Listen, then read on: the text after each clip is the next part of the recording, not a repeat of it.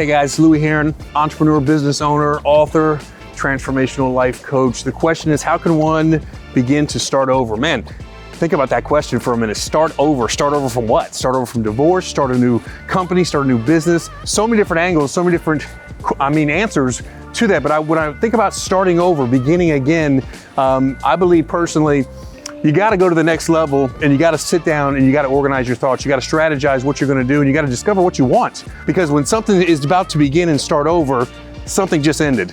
So you got to figure out, how am I going to collect myself and get myself in the right direction? The only way to do that is kind of outline and see exactly where you want to go. If you don't know where you want to go, that's a problem. That's a big problem.